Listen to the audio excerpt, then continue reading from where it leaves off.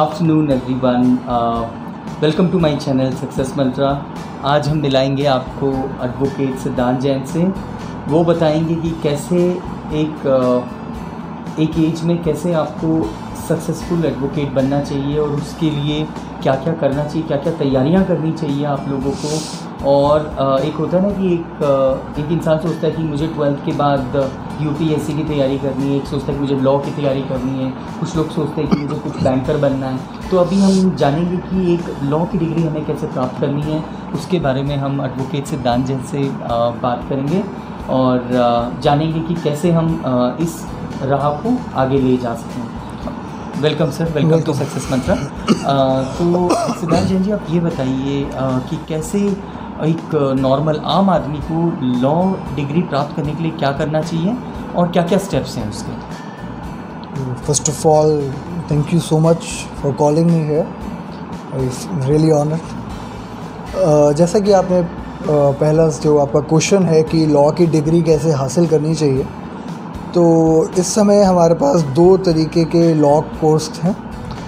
One is 5 year law course which we can pursue after 12th। Second is 3 year which we can pursue after graduation.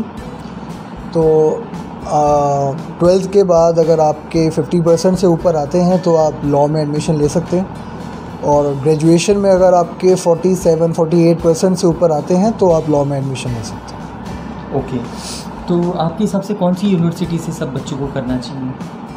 देखिए, मुझे ऐसा नहीं कुछ feel होता कि आपको किस यूनिवर्सिटी से करना चाहिए। कभी भी कोई भी क्लाइंट आपसे आके नहीं पूछेगा कि आपने कहाँ से लॉ करी है। ये सब एक मिथ है, मुझे ऐसा लगता है। आप कहीं से भी लॉ परस्यू कर सकते हैं। पढ़ाई हर जगह अच्छी होती है, टीचर्स हर जगह के अच्छे होते हैं। कहीं के टीचर्स अच्छे, कहीं के टीचर्स बुरे, ऐसा हम नहीं कह सकते। ये बच्चे के अपने ऊपर होता है कि वो कैसा पढ़ रहा है। सेल्फ स्टडी आप कितनी कर रहे हैं उस पर चीज़ें डिपेंड करती हैं। Okay, very nice. तो आप लोगों ने ये जाना कि कैसे किसी भी एक आम आदमी को कैसे लॉ स्टार्ट करना चाहिए 12th के बाद या फिर ग्रेजुएशन के बाद। अब हम जानेंगे कि एक सक्सेसफुल लॉयर बनने के लिए क्या क्या करना चाहिए आपके हिसाब से। सी, there are 4 or 5 fundamental things which you have to make habitual to get success in this profession, you know.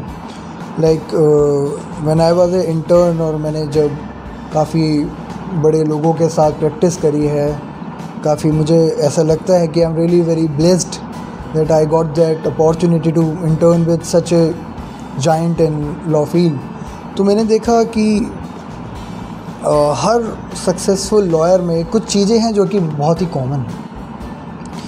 So the first fundamental thing is you have to be a person of a average intelligence, and your average intelligence can get sharpened by your constant work and I must say hard work. तो ये एक ज़रूरी चीज़ है कि आपको आपकी जो logical एक अंडरस्टैंडिंग है वो काफ़ी स्ट्रॉन्ग होनी चाहिए। Because as per me, law is made from logic and nothing else. किसी भी अगर कोई लॉजिक है जहाँ पे जो चीज़ सही है उसी को देखते हुए लॉ बनाई गई है। कई बार हमें समझ में नहीं आती हैं चीज़ें क्योंकि हम उस हिसाब से सोचते नहीं हैं, हम सिर्फ एक तरफा सोचते हैं। दूसरी जो सबसे बड़ी चीज़ है कि इस प्रोफेशन में आने के लिए आपको करेज एक काफ़ी ज़रूरी फैक्टर होता है। कई बार ऐसा देखा गया है कि कोई यंग लॉयर जब होते हैं वो कोर्ट में खड़े होकर आर्ग्यूमेंट्स कर रहे होते हैं और वो देखते हैं कि हमारा जो अपोजिट काउंसिल में अपोजिट काउंसिल कोई बहुत ही सीनियर काउंसिल है या फिर एक रिस्पेक्टेड लॉयर हैं, अच्छे लॉयर हैं, या फिर कभी कभार जजेस जो होते हैं वो काफ़ी फ्रस्ट्रेट हो जाते हैं तो वो डांट देते हैं लॉयर्स को, जो नए लॉयर्स बेसिकली। तो ऐसे टाइम पे डरना नहीं चाहिए, अपना कॉन्फिडेंस लूज़ नहीं करना चाहिए। अपने केस की अगर आप अच्छी से तैयारी करके जाएंगे तो मुझे नहीं लगता कि आपको कहीं भी कोई प्रॉब्लम आएगी। चाहे आपके अपोजिट में कोई भी काउंसिल हो, चाहे जज कैसे भी हो, आप सर्वाइव कर सकते हैं। Okay, and the most important thing which I need to mention is industry. This profession required a lot of hard work. Without hard work, you cannot succeed in this profession. हमारे you know among lawyers एक बहुत ही famous quote है that law is a jealous mistress. इसका मतलब होता है कि law जो है वो आपको 1 मिनट के लिए भी छोड़ेगा नहीं। आपने अपने केस की तैयारी करी, तभी आपको पता चला कोई नया जजमेंट आया, आपको वो पढ़ना पड़ेगा। तभी जो लेजिस्लेचर है उसने लॉ में कोई अमेंडमेंट कर दी, आपको वो पढ़ना पड़ेगा। तो you have to be doing consistently hard working, आपको एक आदमी होना पड़ेगा, तभी आप, मुझे लगता है कि सक्सेस हो सकते हैं इस प्रोफेशन में। Very nice. तो आप लोगों ने ये जाना कि एक की क्वालिटीज़ क्या क्या होनी चाहिए एक लॉ डिग्री के लिए और एक लॉयर के लिए। और सर आप ये बताएंगे कि गोल्डन रूल क्या है एक लॉयर के लिए, एक छोटा सा एग्जांपल कि क्या गोल्डन रूल होना चाहिए एक अच्छे लॉयर के लिए, कि आपको बेसिक ये होना बहुत ज़रूरी है। देखिए, गोल्डन रूल एज सच सिर्फ ये होना चाहिए, not only for this profession, किसी भी प्रोफेशन का, you have to love your profession, you have to adopt or you have to generate that passion for your profession।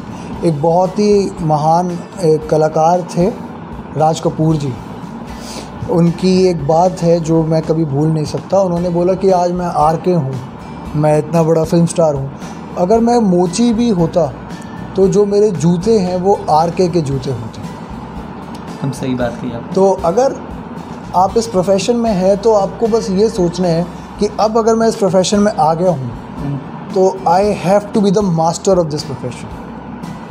अब अगर मैं किसी और प्रोफेशन में होता तो मैं उसका मास्टर बनता, लेकिन अब मैं इस प्रोफेशन में हूँ तो अब बस मुझसे अच्छा कोई दूसरा व्यक्ति नहीं है इस प्रोफेशन में। क्या आपको ये अपने अंदर एक चीज़ लेके आनी पड़ेगी। बहुत ही बढ़िया इन्होंने बताया कि लव योर प्रोफेशन। कोई काम छोटा नहीं होता, जिस काम में आप हो उस काम से आप प्यार करो। जब तक आपको किसी चीज़ से प्यार नहीं होगा, लगाव नहीं होगा, आप उस प्रोफेशन में आप कभी आगे नहीं बढ़ पाओगे। एडवोकेट सिद्धांत जैन, आप ये बताएंगे कि सर आपने इस लाइन में कैसे आए, आप कैसे चूज़ किया इस लाइन को आप? सर काफ़ी इंटरेस्टिंग एक स्टोरी है इसके पीछे।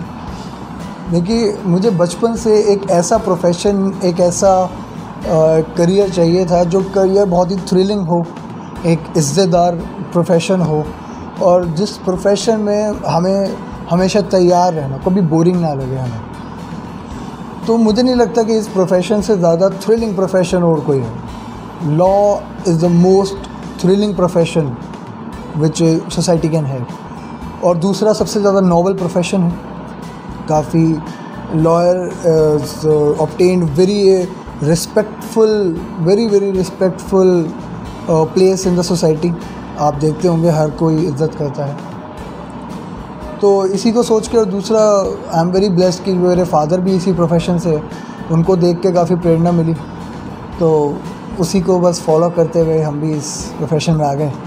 बहुत अच्छा। मतलब एडवोकेट सिद्धांत जैन, उनकी पूरी फैमिली लाइन से, उनके फादर भी इसी लाइन में हैं, इसलिए उन्होंने इसी को चूज़ किया कि मैं भी एक अच्छा लॉयर बनूं और पापा की तरह मैं भी आगे बढ़ूं। बहुत अच्छा लगा सर आपसे मिलकर, और आप हमारे चैनल में आए उसके लिए भी बहुत बहुत धन्यवाद सक्सेस मंत्रा के लिए।